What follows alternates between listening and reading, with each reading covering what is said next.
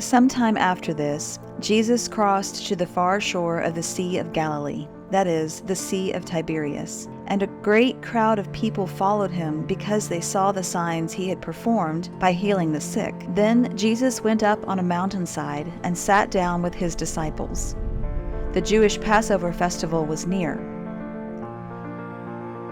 When Jesus looked up and saw a great crowd coming toward him, he said to Philip, "Where shall we buy bread for these people to eat?" He asked this only to test him, for he already had in mind what he was going to do.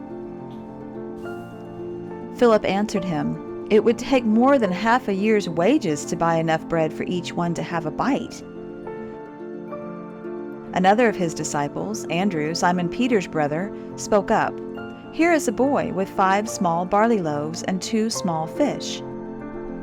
But how far will they go among so many?" Jesus said, "Have the people sit down." There was plenty of grass in that place, and they sat down. About 5,000 men were there. Jesus then took the loaves, gave thanks, and distributed to those who were seated as much as they wanted. He did the same with the fish. When they had all had enough to eat, he said to his disciples, "Gather the pieces that are left over. Let nothing be wasted." So they gathered them and filled 12 baskets with the pieces of the 5 barley loaves left over by those who had eaten. After the people saw the sign Jesus performed, they began to say, "Surely this is the prophet who is to come into the world."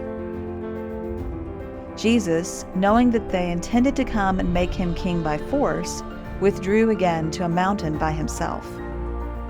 When evening came, his disciples went down to the lake, where they got into a boat and set off across the lake for Capernaum.